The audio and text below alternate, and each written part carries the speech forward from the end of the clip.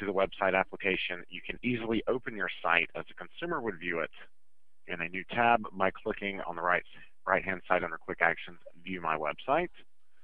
We do see that a new tab opens in our browser showing us the site.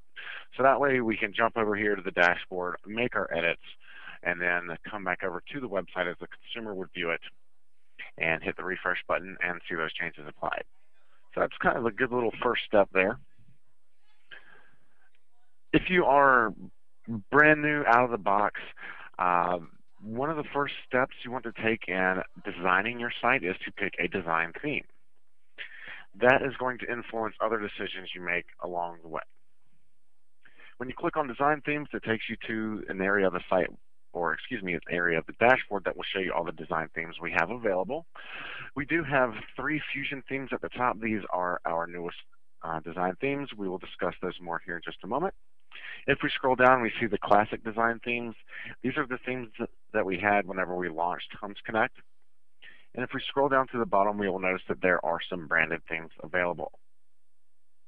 Now, if you see one that you like, you think you want to try it out, but you're not quite sure about it yet, you might want to hit the preview link. That will open a new tab in your browser, showing you what your website would look like if you applied that theme.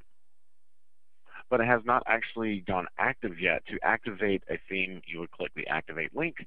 You'll then see the orange or tan box move around that particular design theme.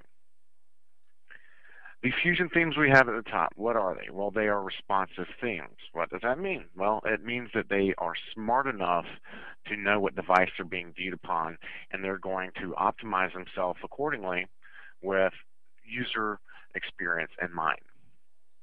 This is a big deal moving forward in the world of websites. One of the main things that Google looks at whenever they're assigning rankings is how long a consumer stays on your site. You want consumers to go to your site and you want to keep them there. If someone goes to your site and automatically leaves because it's not mobile friendly, bam, you just took a hit in the eyes of Google. So I definitely suggest to everyone going with a responsive theme or a Fusion theme. I know we only have 3 right now. We do expect to roll out more. I still advise everyone to come in probably about quarterly just to check in and see if there are additional design themes available for you. So picking a mobile site or a mobile-friendly site is going to be big going forward, and you will notice that there is an extra option to customize on the Fusion themes, and you can choose background images. Now, as of right now, you can only use the stock images we have available. We've had requests come in for customers to be able to add their own custom images. Unfortunately, that is not the case. The request has been submitted to our development team. So you can pick a background image and also a color scheme. All right, and actually, let's back up just a bit. I want to point out the Clean Lines theme, the one that I'm actually using right now. When you click Customize, it does not have a background image on it. So the only thing you can do from there in the Customize option is to edit a color scheme. All right, so I think I've sufficiently beat the subject into the ground. Let's go back to the website overview. But if you do happen to have questions on design themes in general, let me know. And also, before I move on, I do want to point something out to you. You can, of course, it's going to go ugly on me during a webinar. Okay, well, this site should not be ugly for you. It's a bit quirky for me. I'm not sure. I think I need to cache my cookies out. Anyway, if you go to designbyhomes.com, we do sell design themes that are upgraded where you would actually purchase a theme or a design from an artist, and you would go back and forth with it with a design coordinator. So if you feel like the design themes in the dashboard aren't up to snuff, if you want to spend a little bit of extra money, you can go to designbyhomes.com, and here is an example of what one of those customized sites could possibly look like. Bells and whistles. All right. Moving along. Let's now take a look at the header and footer section.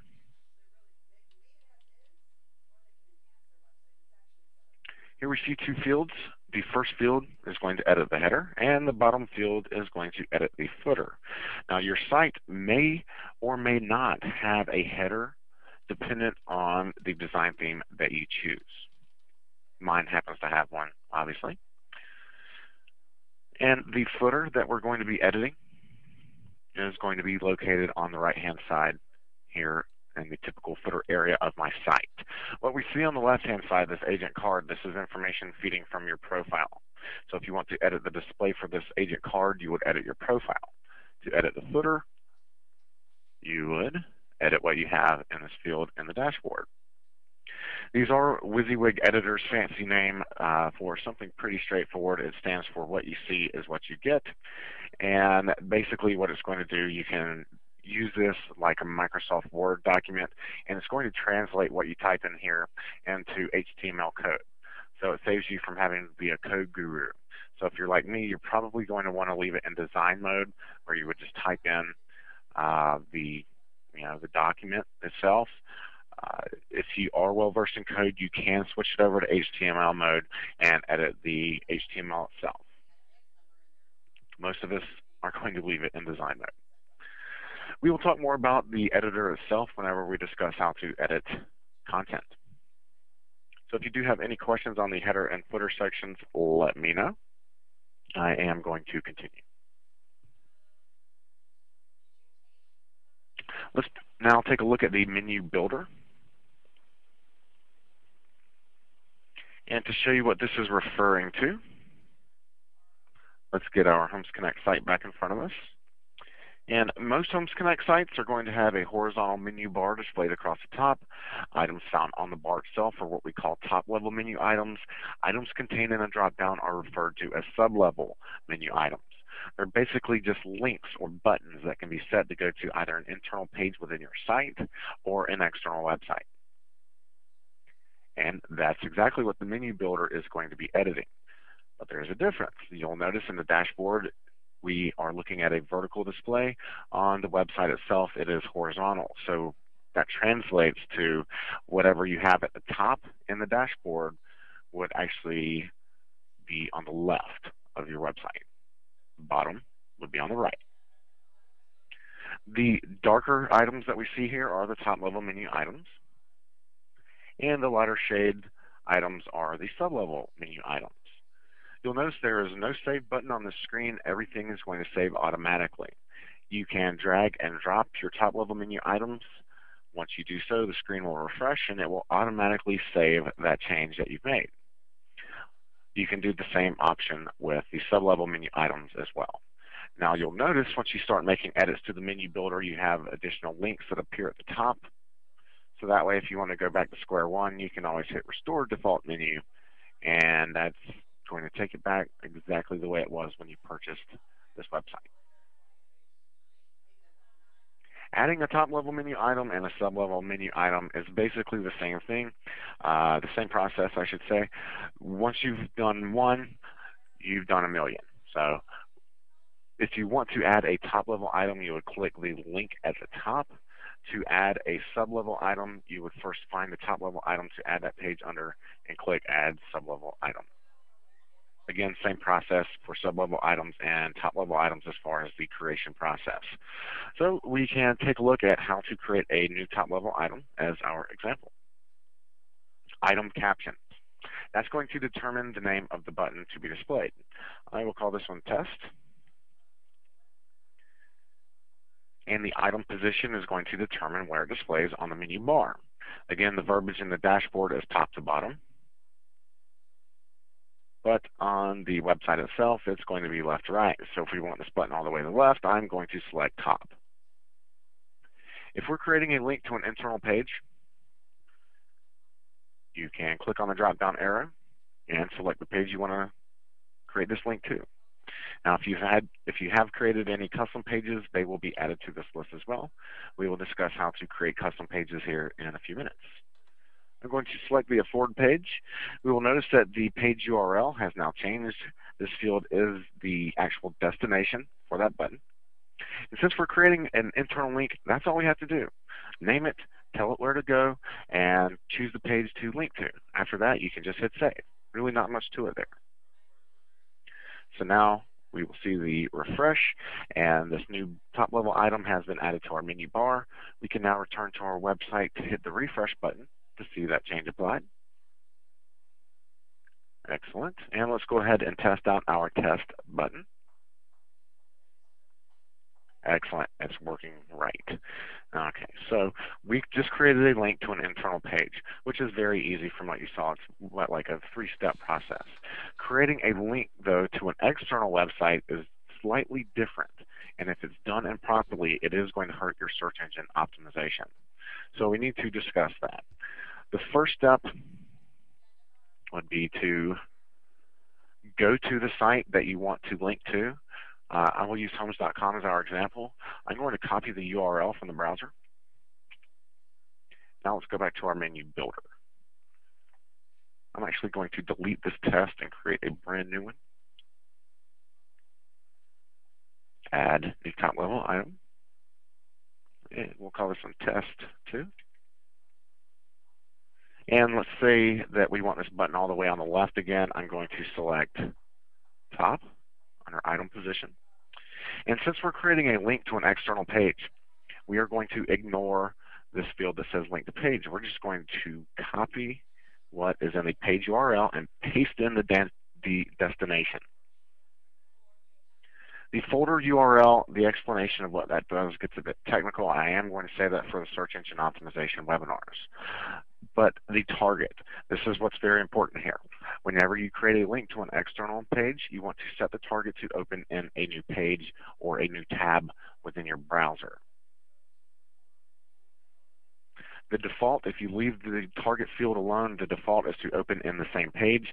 That's exactly how you want to do it when you're creating a link to an internal page. But since we're creating a link to an external page, we want that to open in a new page or a new tab. Now I'm going to hit Save Item, and I'll explain that here in just a moment. So now we see that item has been added in the dashboard. Let's now go to our site again and confirm that change has been made. So I see the button has changed. Now when I click on it, that opens to our external website and a new tab. Well, why is it important to do that? Well, that goes back to what we were talking about earlier whenever we said Google is going to index how long consumers stay on your website. And to kind of show you how this is set up properly, I'm going to show you my buddy Alex's site. If you've attended webinars recently, you'll know that Alex and I have basically become buddies, and I have permission to play around with his website. So let's take a look at some of his links we have up here. Okay, let's go to Buyer's Resources. Click on that. It takes us to an internal page, and it opened within the same tab in his browser, or in my browser. If I go to another one, let's just test it out again. Seller's Resources, same thing. Internal page, same tab. All right, let's go to another button. All right, let's take a look at the One Sotheby's link. When we click on that, it's going to take us to the One Sotheby's website itself, and you'll notice it opened in a new tab. Well, what we basically just did there, we effectively kicked someone off of our website. And the way that you kick someone off of your website is important. You want it to open in a new tab. What's going to happen now? The consumer is going to explore the site until their heart's content, and it doesn't matter if they close the entire browser or just that tab. Your website is still open in the background, and the proverbial ticker is still counting in the eyes of Google. So that's one of the most basic steps you can do to build a website that is SEO friendly or has SEO in mind, search engine optimization. I apologize using the abbreviation. So that is very important. I'm definitely probably going down a bit of a rabbit trail talking about this subject. I talk about it a lot more on the search engine optimization webinars, and I definitely advise everyone showing up for that webinar. It's a pet subject of mine, if you cannot tell. All right. So edit your menu bar as you want. It's your website. Build it as you wish. Now, one thing I do want to point out, there is no default home button on the websites when you buy them. That is a bit of a quirk. I wish development would add one in. They did not ask me when they were building these products. So you'll notice on Alex's site, he has a home button. that's one of the first things I do when I start editing a Homes Connect site. I go ahead and add that home button all the way to the left. All right. Let's continue on. If you do have questions on this section, let me know. I will be happy to answer them. We are going to go now to the Pages section of the website application. This is a section of this app that you're probably going to use on a regular basis. This is where you can go in and create brand new custom pages. You can edit default pages.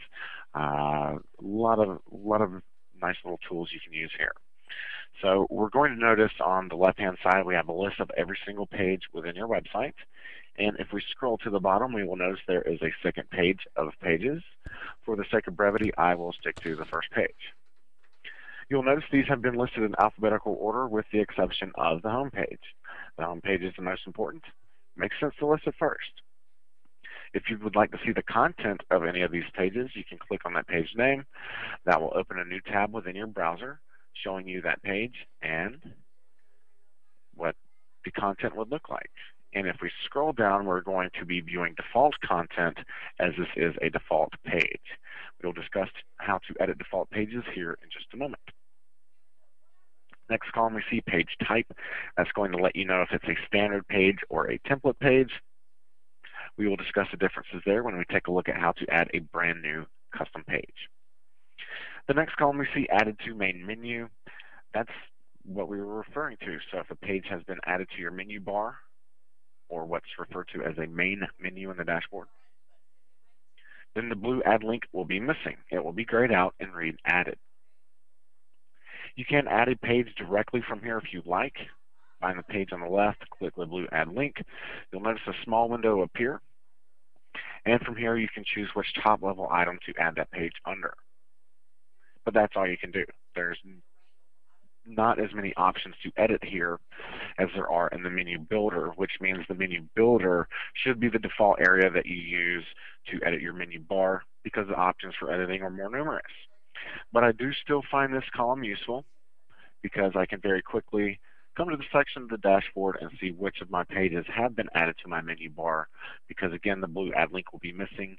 It will be grayed out and read added. Okay, let's now talk about how to create a brand new custom page. Big orange button, top right, add new page. When you click on that, a new window will appear. And the page name is going to determine the name of the page within your dashboard. Since they're listed in alphabetical order, I will call this one a test. And again, the folder field, you can ignore this. The explanation is very technical, or fairly technical, I should say. Just understand this, you do not have to add any value to the folder field whatsoever to create a brand new custom page. But the page category. This is where you want to choose from a standard template page, or do you want to go with a form page? The only real difference between the two, a form page is going to have a basic lead submission form at the bottom of the screen. Personally, I like the template pages. I think they're nice and clean. I'm going to select that and hit Save Item. After we do so, we will see the screen refresh. And after it does, we're now going to notice that our brand new custom page has been added to the list. Custom pages are easy to pick out because they have a trash can icon located on the right-hand side, indicating that page can be deleted. Custom pages can be deleted, default pages cannot. As of now, we've created a brand new custom page with 0 content. How do we add content? How do we edit a page? Find the page on the left, come across to the right, and click on the pencil icon. That will open a new tab within your browser displaying the page you wish to edit, and in this case it is our brand new custom page. We see 2 main edit fields. You can click within these boxes or on the word edit itself. Either way takes you to the same place, which is the web editor. From here you can begin to add your custom content. And after you hit save, congrats, you will have just created your very first custom page. Now I do want to say this, just a casual aside. If you are copying content from an older website of yours, that's fine. Might not necessarily be advisable if it's old, really old content, but hey, maybe it's good content. But I would caution anyone from plagiarizing another site.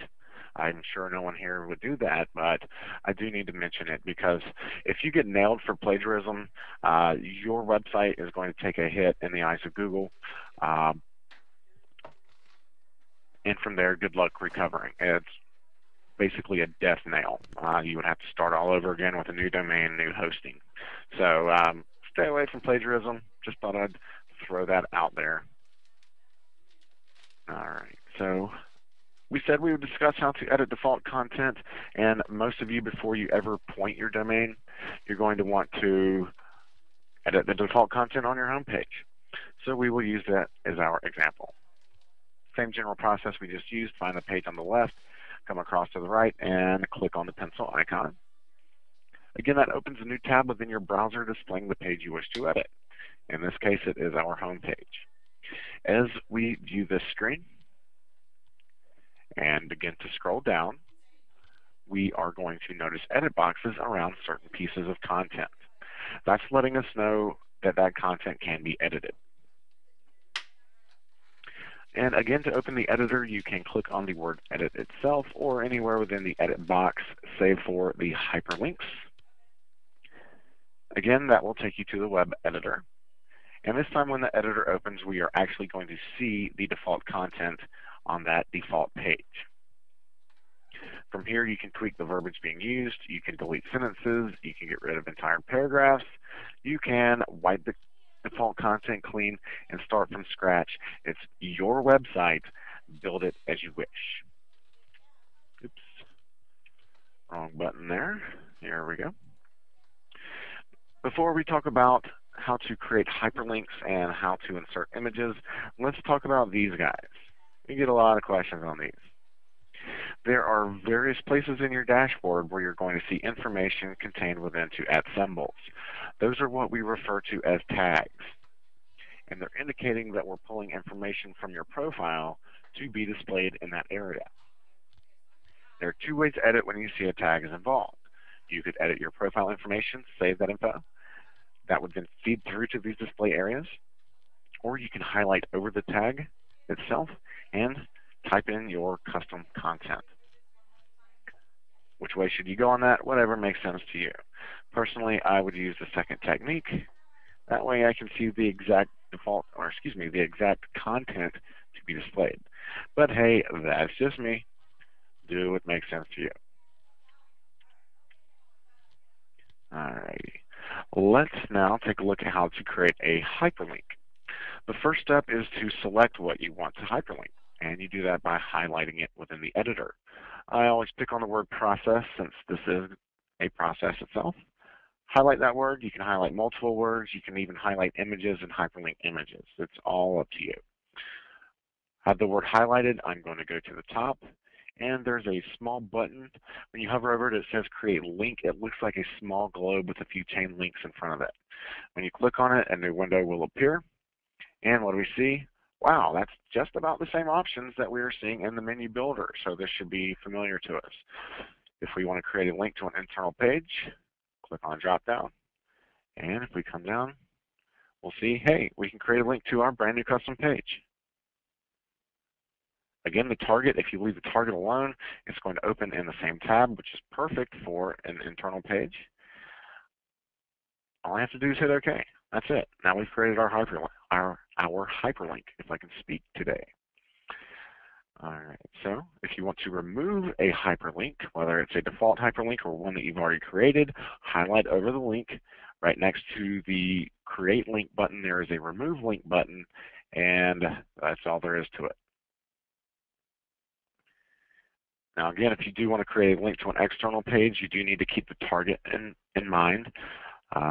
Same process though, highlight the word, click on the hyperlink button. And now since you're going to an external page, you would ignore what you have in the stop field. You're going to paste in the URL and change the target to open in a new window. Now don't let the verbiage confuse you, new window, new tab. it's referring to a new tab within your browser. Just remember new for external website. Click OK. Bam. There we go. Not really too much to it. And again, to remove a hyperlink, highlight it and click the Remove Hyperlink button. All right, if anyone has any questions on link building, I'll be happy to answer those questions. We are now going to move on to inserting images. So the first step is to select where you want that image to be inserted. Let's say I want my image to be on the left-hand side of my first paragraph, and I want my text to wrap around that image. Well, I'm just going to select right in front of that first sentence there. You'll see it start, the cursor will start to flash after you've selected. You're now going to go to the top and click Insert Image. And I do have a widescreen monitor. My view here is a little strange. I have to stretch out this window once it opens to see all my options. Hopefully that's not an issue for you. If it is, just drag the window out. What we see on the left, this is the image gallery. This is going to house every single image you've added to your website for the entire life of your product. You have to have an image in the image gallery first before you can insert it into your content. So to add an image, come down to the bottom, choose a file from your computer. Once you have it selected, upload the file. You will see it displayed here. To insert an image, click on the image one single time. That will throw it into the preview field on the right. Now if we scroll over and down, wow, this image is ridiculously large for the amount of space we are working with. So we need to resize that image. You can do that right below the preview box in the dimensions area. You'll see the original size here. This is based off of pixels. And if you are familiar with pixel sizing, you can resize the image by clicking Custom Size and rework the image, or excuse me, the pixels on either way, either side.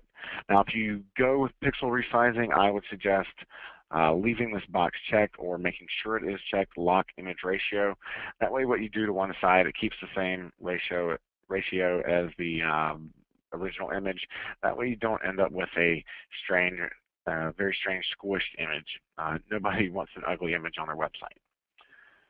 All right.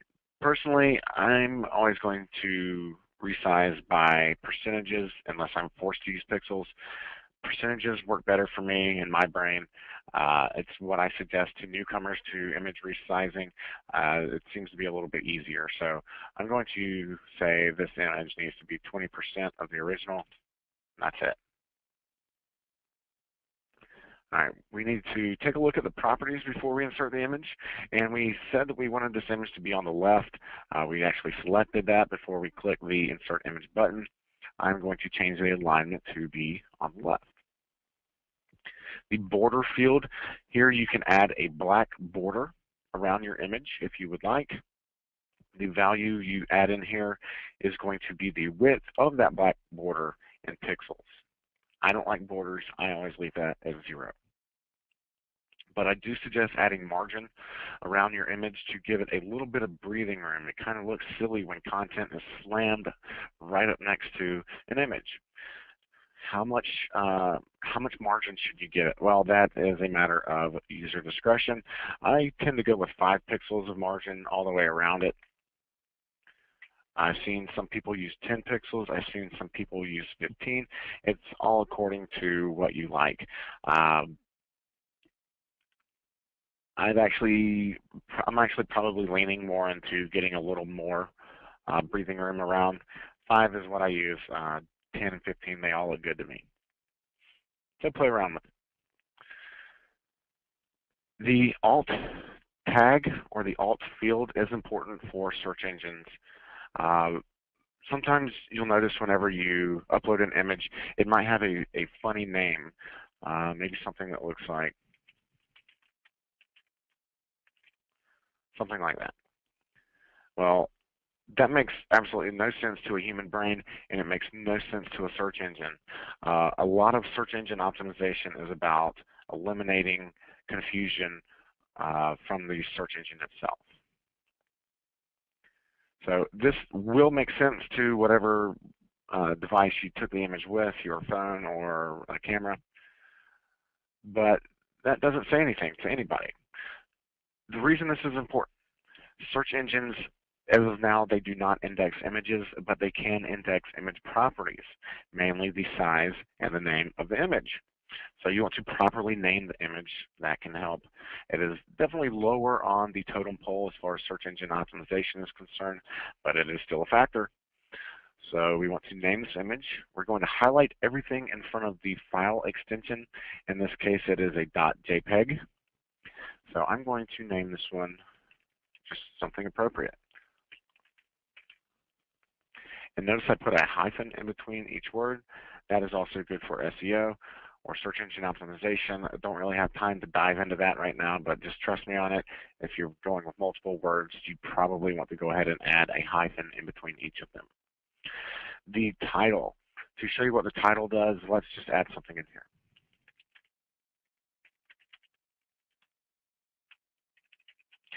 All right, and now we will hit insert. There we go. We see the image has been added to our content area. And since I added the title, this is a house, when I hover my cursor over top of it, we see a small title box appear that says, this is a house. So that's it. And we are now going to move on to other sections of the website application. If you have any questions on this, let me know. Just don't forget when you're editing your content, definitely don't forget to hit save. I don't want to save right now. I have another webinar coming up in a bit, and I'm going to save myself time by not saving here.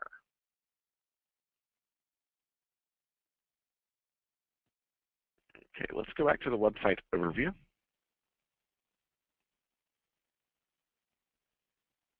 Cue the crickets while we wait on the internet. There we go. All right. I am going to go over most of the items on the right, not all of them. So I'll just start at the top and we will go through. Let's take a look at user registration options. When you first purchase your site, the registration options are going to be set to the most lenient settings we have, allowing visitors to search and view all properties without having to register through your website. We do have different options available for you for user registration. So it is at the most lenient, and the most restrictive would be down here, requiring registration for visitors to search or view properties. Welcome and to Homes.com's Homes in-between Connect. settings. This short tutorial will get you started. Now, To I log suggest in, leaving follow this the at login link basic from your welcome lead email. capture. That means whenever someone registered through your site, it would actually go to, it would be a lead submission. You would receive an email. It would go into your lead manager. If you did want to set up a home tracker account, you could. The explanation of what that does gets a little bit long-winded. I'm going to skip over that for now. If you do want an explanation on that, you can stick around at the end. All right, and based off of what you choose at the top, you will have additional options down below. Allow visitors to view listings X number of times before requiring registration, and so on. And down at the bottom, do you want visitors to have access immediately after registration, or do you want the dashboard to verify the fact that their email address is in the proper format and they have the proper city, state, zip combo? Those are your two options here. After you make your edits, don't forget to hit save. Now, it is my job to show you this section. Personally, if I was a consumer, if I went to your real estate website and it prompted me to log in to view or look at anything, I'm just going to leave your site and I'm not coming back. But hey, it's my job to show this part off. These options are available for you. I always do throw out the disclaimer, though, it is not the best thing in the world for user friendliness. Going back to the website overview, 301 custom redirects. This is only important if you are moving from an older platform or a different platform. For instance, if we have anyone who is attending the webinar today who has an older or has had an older platform with us, such as Advanced Access or Agent Advantage, let me know, and I will cover 301 custom redirects. If you are someone who's moving over from one of our competitors to Homes Connect, let me know. 301 redirects will be important for you as well. If not, I'm going to skip over this section as we tend to run out of time whenever I start going over these next few items. So if anyone wants me to explain 301 redirects, I will be more than happy to. I'm now going to pause to see if anyone raises their hand through the webinar program itself. And we see a question come up. Need 301 redirects. Any other place I can see it? Okay. All right, great. Okay, we have 2 people that need 301 redirects. All right, well, let's dive in. Okay, so if you go to Google and you type in site, followed by your domain name, let's go with the one that I go with. This is actually an advanced access website. And that's, see, Karen, it looks like you had advanced access. All right, so this is a search type anyone can do. Just remember, there is absolutely no space whatsoever, site, domain name. What this is going to show you is a list of every single page within your website that has been indexed by Google. First of all, I like showing this to people because not everyone realizes this is happening. Most people just think, hey, my domain or my home page is being indexed, and that's it. But that's not the case. Not only is your domain name being indexed, but your About Me page, your listings page, your testimonials, your contacts, so on and so on and so on. So based on what someone throws into the search field, they could potentially land on your listings page as opposed to your home page. Well, let's take a look. This is going to get a bit technical, so I'll try to go slow as possible here. And let me actually zoom in a little bit. Okay, so let's pick on her About page. This is the example I always go with. So we notice in her About page, we need to look at the URL structure. We have a domain followed by an extension. This is called a URL extension. So we see it's domain /about and another /. Okay, so let's go to our About page on the Homes Connect platform. So let's examine the URL. Here we have the domain followed by a /aboutus /default.aspx. Well, the fact that that URL extension is not the exact same as the previous, then if you move over to Homes Connect and you don't apply a 301 redirect here, what's going to happen when someone clicks on this link, it's going to give them the dreaded 404 error message, and that's not pretty. Not good at all for user experience, or SEO for that matter. So a 301 redirect can fix that issue. Advanced settings on the right, 301 redirects. The first step, you would actually do this. Now, if you are coming over from an older platform of ours, we do have some automatic 301 redirects that are going to take place. And those are going to be for your standard pages. So About is one of those actually. So it would not be a concern. But if you have any custom pages, this is a very big concern. So what you would want to do is, first of all, identify the custom pages you have. You don't have to do a site search like this. You can just go to your website and grab the URL if you want to.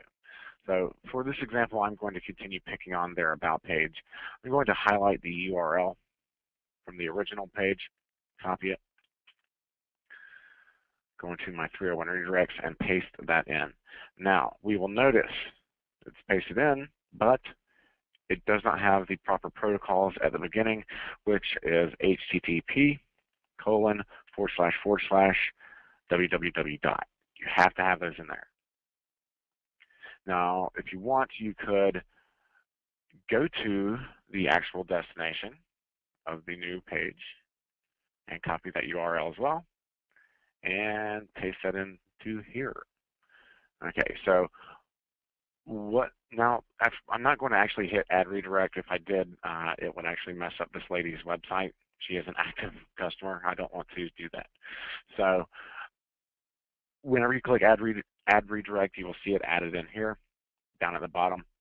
And what that means now, when a consumer clicks on this, Google knows exactly where to send them because you told them where to go. So if you do have custom pages on an older platform, this is important, definitely important. Unless you want to do away with those pages. In that case, I would still apply a 301 redirect, probably to your domain name. That way you don't have anyone ever looking at a 404 error message from one of the links on your website. I hope I explained that right, or in a manner that is going to be understood. It is technical. I know I have to use some jargon in there, so if anyone needs me to go over that again, let me know. I'll be happy to revisit the subject. All right, great, excellent. Alrighty. All right, let's go back to the website overview.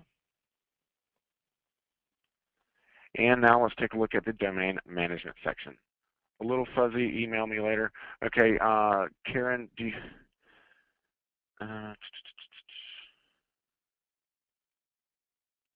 on that one, Karen, I would actually, if you will, is it your name on the account, Karen? Yes, excellent. Okay, what I'll do, I'll mark down your name, and I will have a customer service representative reach out to you and go over 301 redirects, because that's definitely a big deal for you. All right, you're very welcome. All right, let's move on to domain management. When we click on that, it takes us to the domain manager within the dashboard.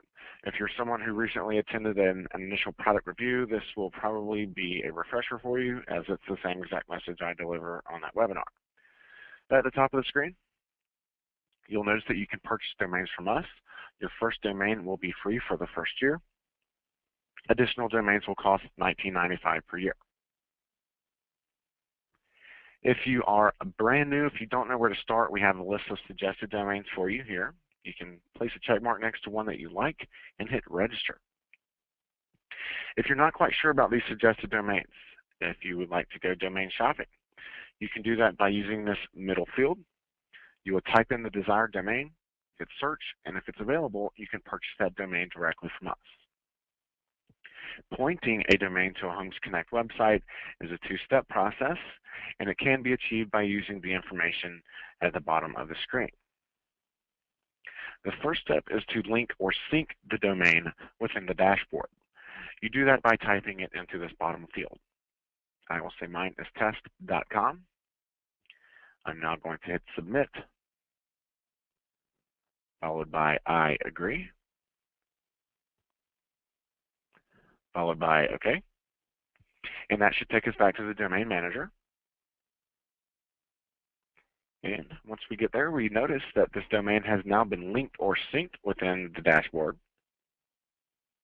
But wait a minute, it says domain pointing to incorrect IP or IP address. That's letting us know that we've only completed one of the two steps required to point a domain. And the next step would be to provide this information to your registrar. Who's the registrar? That would be the company you purchased the domain from. GoDaddy, perfect example. Domains can get a bit technical, even for people that work with them on a daily basis. Don't let domains intimidate you. Don't feel like you have to know exactly what an IP address is, or an A record, or a CNAME. If you have the technical savvy to find the section of the dashboard, highlight the information in front of us, right-click on it, copy it, and paste that into an email to your registrar requesting that they make the appropriate changes, if you can do that, then you have the technical prowess required to point a domain. And if you need any assistance beyond that, you can always give us a call here in support.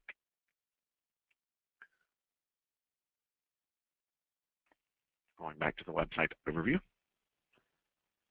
And let's now, we're going to take a brief look at the advanced settings. This is something I really dive into on search engine optimization webinars. Here you can apply a page title, meta keywords, and meta descriptions This would be global, though. This would apply to every single page. You can also play with the custom meta tags, global header, and the global footer. Now, as far as the custom meta tags, the global header, and the global footer, I advise customers it's probably a good idea to stay out of these three fields if you're not well versed in code. You could potentially damage the look of your site. Not irreparable, but it would, you could potentially do some damage in here. So I advise if you're like me and you're not a code guru, probably a good idea just to stay out of these sections. Let's talk very briefly, what is a page title? What does that determine? Well, a page title will determine the link that is displayed above the URL in the Google search results. And I say Google instead of Yahoo and just search engine because Google is king, whether we like it or not. All right, so the meta title determines the link. A meta keyword is what you think a consumer would type in to the search field to find a real estate website in your area. And a meta description is going to determine the paragraph below the URL and the Google search results. The description is basically used as a marketing tool to entice consumers to click on the above link. And if this is something that you're interested in learning more about, definitely sign up for the SEO webinars. I will beat the drum about SEO and get on my soapbox there. So ultimately, you do not want to apply global settings across the board. You want to do this page by page. So if you do want to learn that, definitely SEO webinar going to be important for you. Going back to the website overview. And actually, let me jump back a step. This is very important. And this is a pet peeve of mine, something else that the developers didn't ask me about when they built these products. You'll notice the Save button top right in the advanced settings. It is very conveniently placed right next to the Restore Default Settings button, which is effectively the auto-destruct button for your website. So if you do come to this section, stay away from this button. And notice it is so conveniently placed right next to the Save button. I love that. Well, if you do happen to kind of mess up and kind of free click and you hit it, it is going to prompt you to say, hey, do you really want to destroy your website back to day one? Yes or no? Hopefully the answer is cancel. But stay away from it. Got to point that out. Little spur in my side there. So let's go back to the website overview. And the last thing we're going to look at today is going to be the document library. This is really an underutilized section of the dashboard. Essentially, this is going to be a personal cloud that you'll always have access to. So let's say you're working on your website at the office, you want to go to the library at lunch, you want to go home and work on it afterwards. Instead of having to transfer those files to different computers, you can save that document here on your own personal cloud. To add a document, you would click Add a Document or the Upload tab. Redundancies, they will take you to the same place. Here you can choose the file to add and hit Upload. After you do, it will be added to the document library. And from there, if you click on, let's see, which one do I normally go with? I think this one. If you click on that item, it will open a new tab in your browser displaying the document. And what this is a really, I think the best word here would be crummy property flyer. It is very old and outdated, and for some reason the images decided to jump ship. I don't know where they went. But anyway, it's a decent example. I'll have to beef it up for you in the future. But this can be useful. Think about if you have any forms that you want to get to the consumer's hands very easily. You can add PDF to your document library, and every item you add to the document library is going to be assigned a unique URL. Well, that's pretty cool. Once you have a unique URL, you can do a lot of different things. Well, a couple different things, I should say. You can create links to it from your menu bar. You can create hyperlinks to this document from your content area. That way, let's say you have, this probably be more more in use for people who are more like property management types, rentals. I've seen people, a lot of times they have forums before they would even be willing to speak with someone. So if you do have some forms you need to get out, you can create a link to your forms here.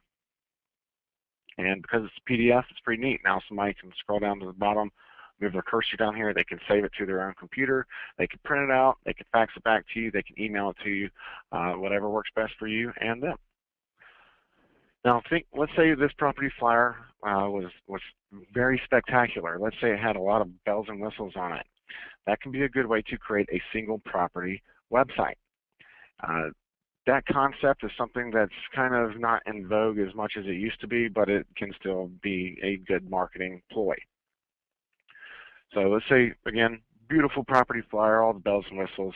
We have it in the document library. We have the unique URL assigned to it. And what we could do to create a single property website, we would purchase a secondary domain from our registrar and forward that domain through the registrar system to this particular URL. And then you can just promote that URL as your single property website. And I've seen real estate agents do that before, and they would actually change the URL from time to time that domain is pointing to if they have a new listing, but then they would go into the registrar and point the domain to the other URL, and that way they can switch out listings to be displayed for that single property site. So just an idea, I like to throw it out there. I know we covered a lot today. I do want to point out before we open up the Q&A session, if you ever get stuck in the dashboard, you can always scroll to the bottom and click Get Support or Help. They will both take you to the same place. Here, if you have a question, you could fill out the submission form in the middle of the screen. General Support's phone number has been listed on the right-hand side, along with their email address. We have 3 additional resources for you down below. The first link, something you're probably familiar with, is the webinar calendar. All the webinars are free. There's no limit to how many times you can take them. The next link will take you to our YouTube channel. We have a lot of great videos there, more to be added soon. And the final link is a downloadable user guide. Basically, that's going to be an itemized breakdown of the dashboard that you can review at your leisure. And if that sounds like a good idea to you, I would just suggest going to support.homes.com. Again, support.homes.com. The information and articles you find here are going to be more up to date. And if you find that you're looking for an article, you can't find it, and we don't have it, let us know. We can typically get a new article added in about 48 hours.